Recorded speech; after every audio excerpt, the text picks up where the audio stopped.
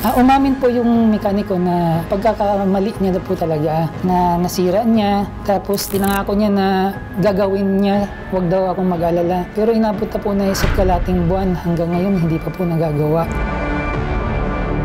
Doon sa mismong motor, kung ano man yung sinasabi nyo, tinuturo nyo noon, hindi nyo in-explain yan. Yun nga po, sinabi na nga po. Hindi nyo in-explain, wala kayong pag-uusap na maayos. Huliin naman yung mekaniko magbayad pero kawawa naman kasi yung mekaniko na sige, okay na lang yun po, para matapos. Hindi, bakit po pababayaran yung mekaniko mo? Ikaw magbayad yan, bakit mekaniko mo pababayarin? Mismanagement yan sa part mo Nagkamali ka sa paghahawak sa mga tao mo. Ako po si Glenn Peloton, taga Rodriguez Rizal. Nagpunta pa ako dumulog sa #ipabitag mo upang ma-actionan ang aking problema sa motor na aking pinagawa sa RG Motor Shop. Umabot na po ng isa't kalahating buwan, hindi pa rin naayos ang aking motor. Ang sira lang po ng motor ay tumatagas lang po ang gasolina, subalit sa kung ano-ano na po ang ginagawa niya sa motor ko, nasira na po yung ECU. Manggunit ako sa may-ari ng shop upang pag-usapan namin tungkol sa nasira ng mekaniko, subalit ang sabi niya sa akin, wala akong pakialam dyan dahil usapan niya yan.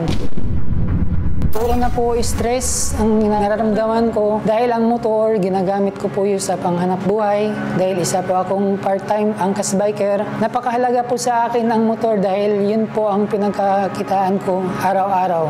Sa may-ari ng shop, sana po boss na sana bigyan niyo naman ng pansin yung pangyayari at nangyari sa motor ko sa akin kasi sobrang stress na po ang inaabot ko, yun lang po ang iniisip ko araw-araw dahil napakahalaga po sa akin ng motor. Sir Ben, sana matulungan niyo po ako na makuha ko po yung motor ko na maayos. On the way po akong pauwi ng bahay, din napansin ko po kasi na nangangamoy gasolina yung motor ko. Natatakot po ako baka po biglang masunog, kaya hindi na ako nagdadalawang isip na idaan sa shop. Yan, nakita ko po yung RG Motor Shop, kaya ko po pinagawa. Yung motor niyo po, anong klaseng motor po ito? Honda Click 125 version 2. Ayan po, yung nakikita natin yung kulay blue. Yes po. Ano po bang status niyan? Bagong bili? Medyo matagal na? Mga 5 years na po siya. Wala namang ibang problema? Wala Or po. napagawa mo na po ba ito noon? First time po na yung sira na yun. Saan pong repair shop po ba makikita itong inireklamo nyo? Sa may GP Rizal. Meron po silang sinabi na papalitan na pyesa. Agad-agad ko naman po itong binili. Subalit, inabot na po kami ng madaling araw. Hindi na po nila napapaandar. Pero umaandar nung binigay mo? Yes po. Pinagtulungan na po nila ang mga mekaniko.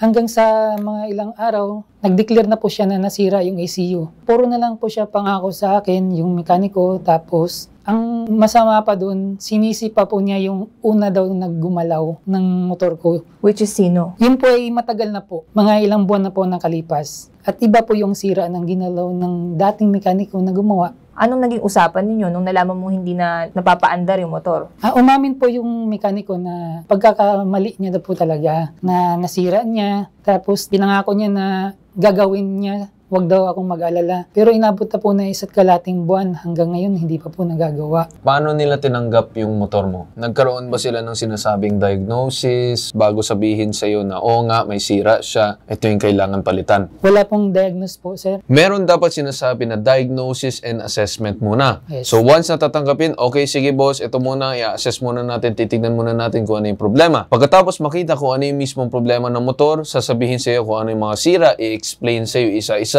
kung anong function, kung ano dapat yung gawin ng sinasabing pyesa na ito, at kung ano yung purpose. At sasabihin kung bakit umabot sa punto na nasira yung sinasabi man or yung pagli-leak ng gasolina. Para ma-explain sa'yo na maayos, alam mo kung ano yung babayaran mo, ano yung aayusin, at sasabihin sa'yo, sir, bigyan mo kami ng 1 linggo, 2 araw para tapusin ito, and then ibibigay namin sa'yo para ma-fully test namin. May ganun bang klaseng pag-uusap? Wala po. Gano'ng katagal bago mo napansin na wala ng progress or hindi na umuusad? 1 week po. Tapos nung nakita mo na kalas pa rin, parang hindi na siya ginagalaw. Opo. So, anong sabi doon ng mismong may-ari at yung mekaniko? Yun na nga, na wala silang pakialam. Nung pagpunta ko doon, kasi nakipag-usap na po ako sa kanya kung ano po pwedeng gawin natin dito. Kasi nga po yung motor, araw-araw ko pong ginagamit. Ang masama pa doon, pinagbintangan pa niya ako na dinala ko yung motor doon na pasira na. Hindi naman po totoo yun dahil araw-araw ko naman po ginamit yun. Ano ba daw yung tinuturo nilang problema noon? Wala po siyang sinabi. Pero yung gap ng pinagpagawan mo noon versus sa pinagpagawan mo ng ngayon, Ano sir, mga almost 6 months. yung sinasabi bang gas leak, yun ba yung klaseng pinagawa mo nung araw doon sa isa? Hindi po. Nagpalinis lang po ako ng throttle body. So, the throttle body, hindi connected yun sa mga linya ng gasolina. Yes po. Kung nagkaroon sila ng sinasabing diagnosis and assessment nung una pa lang, hindi lang yung basta sasabihin, ito yung problema, ito yung sira, palitan natin ganito, ganyan. So, yung nagmumukha kasi para sa akin, ginagatasan ka lang. Parang, sige, sabihin natin, ito yung problema,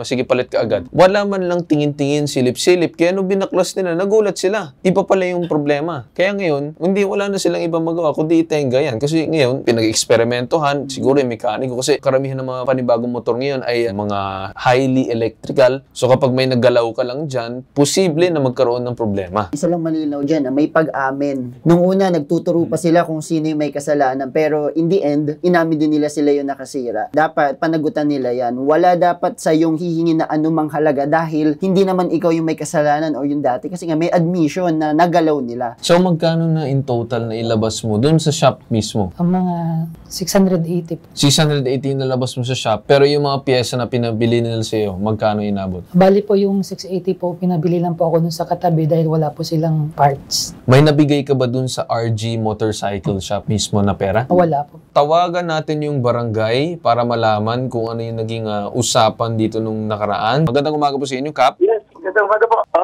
Hindi sumipot si mekaniko at yung may-ari, si shop owner, si Daniel Dot at si Raymond Escamilla, yung mekaniko. So nakailang hearing na kayo, Kap, or pagpapatawag? Isa lang po yun, panyaya lang po. Ang panyaya, isang beses lang po. Inyahan lang sa barangay. Meron bang mga ganitong klaseng reklamo din laban dyan sa RG Motor Shop, aside dito kay Sir Glenn? Yan lang po. Pero sa inyong lugar, kamusta yung reputasyon nitong RG Motorcycle Shop? Kanina, pinapuntahan ko sa aking ex-o. Dahil nga po, hindi naman natapos sa akin. Pinayahan, hindi sumipot. At wala na pong karokto ngayon. Pinahanap ko si RG Dar Motorcycle Parts and Accessories. Na pag-aari nga po ni Daniel Dot. Si Daniel, Sir Daniel. Morning. Yes, magandang umaga, Sir Daniel. Bali yung motor po na pinapagawa niya dito, umupugak yung motor, pinacheck niya dun sa mekaniko namin, nakitaan ng sira nga yung motor dun sa fuel injector. Dun sa fuel injector, may naka-jumper na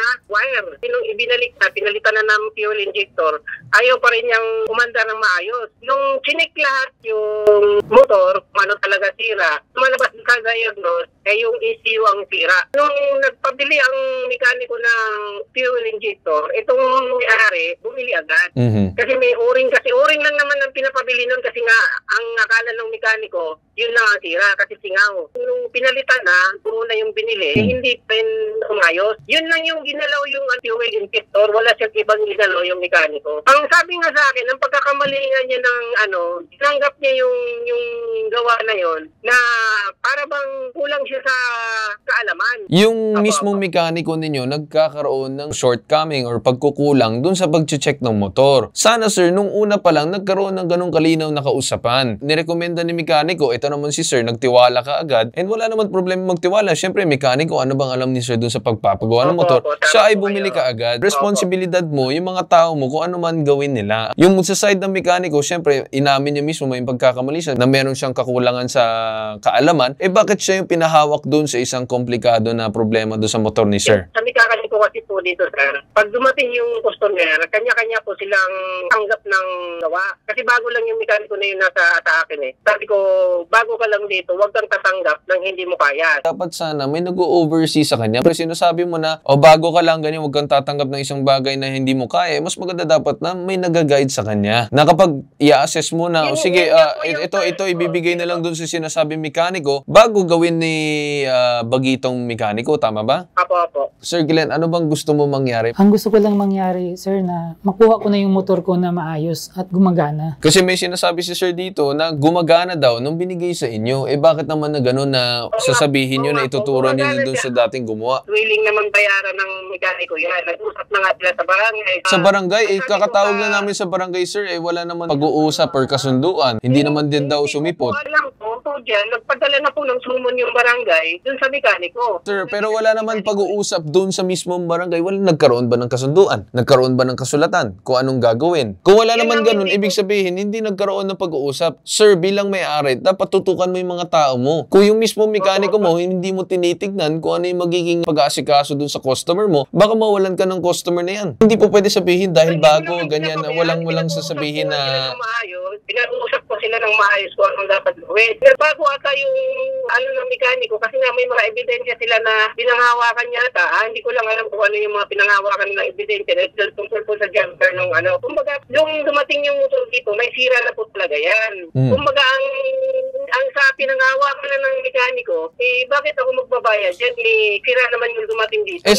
Sir, kaya nga sinasabi ko sa inyo, kung nagkaroon ng sinasabing guidance itong bagong mekaniko at nung pagtanggap ng sinasabing motor, nakita yung mismong problema ng motor na yung pinanggalingan ay yung noon, na-explain sana ng maayos dito kay may-ari. Sinabi mo, injector, O-ring, yan yung unang pinabibili at pinagagawa ng mekaniko mo. May nag-guide ba dun sa panibagong mekaniko? Sabi mo naman na pagka hindi niya kaya, ibigay sa iba. Ibig sabihin, wala nag-guide sa kanya na mekaniko. So, nangyayari, bagito, humahawak siya dun sa motor. Sir, hindi kayo nakikinig. Dapat nagkaroon ng diagnosis nung una pa lang para wala ng problema dito mismo sa may-ari. Kasi pinabili pa nga ng pyesa, pinagawa, hindi na-solve yung problema. Ano gagawin natin ngayong araw para masolbahan yung problema? Kasi pinag-uusapan natin yung problema kanina pa. Gusto kasi ng may-ari talaga na pababayaran ng mekaniko yung nasirang motor. Kumbaga, yun ang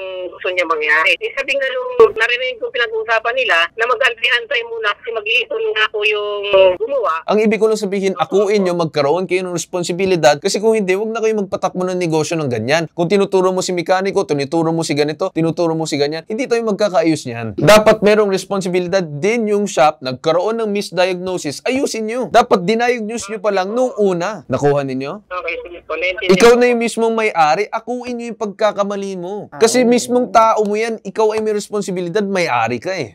Yung pagkakamali, boss, kung ano man yung sinasabi ko, doon sa mismong motor, kung ano man yung sinasabi nyo, tinuturo nyo noon, hindi nyo in-explain yan. Yun na nga po, sinabi na nga po. Hindi nyo in-explain, wala kayong pag-uusap na maayos. Sir, may-ari ka, nandun ka ba sa mismong nangyari? Hindi po. Kausap mo lang yung mekaniko mo. So bakit hindi nyo, boss, ayusin nyo na, kung hindi, mag-usap kayo sa barangay. Willing naman yung mekaniko magbayad eh, pero kawawa naman kasi yung mekaniko na sige, okay na lang yun po, para matapos. Hindi, bakit mo pababayaran yung mekaniko mo? Ikaw magbayad yan, bakit mekaniko mo pababayarin? Mismanagement yan sa part mo eh. Nagkamali ka sa paghahawak sa mga tao mo. Akuin mo yung pagkakamali. Okay po. Sige po. Okay? Okay, sige po.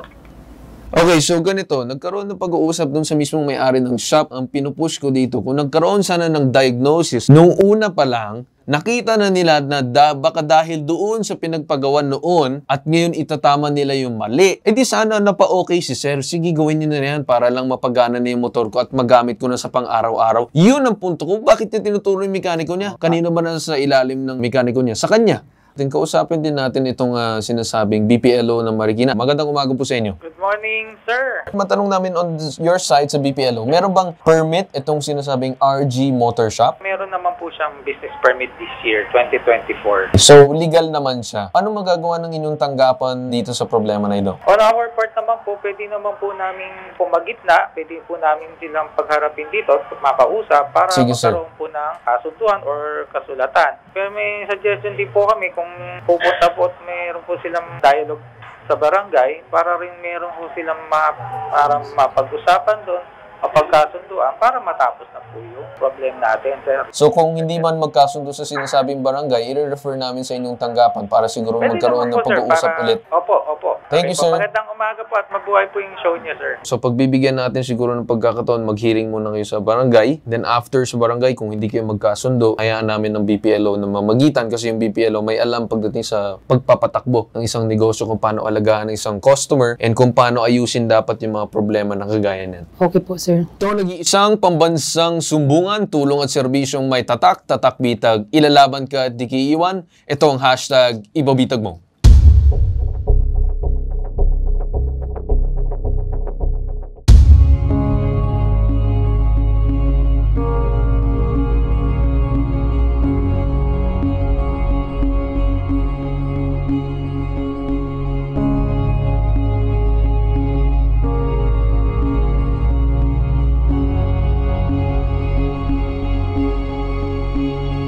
Mas puso po akong nagpapasalamat sa hashtag ipabitag mo, lalo na kay Sir Ben at Carl Tulpo. Salamat po, hindi niyo po ko iniwan, hindi niyo ko pinabayaan. Nakuha ko na po yung motor ko sa tulong ng programa. Salamat po, God bless. Kung may sumbong kayo, hashtag ipabitag mo.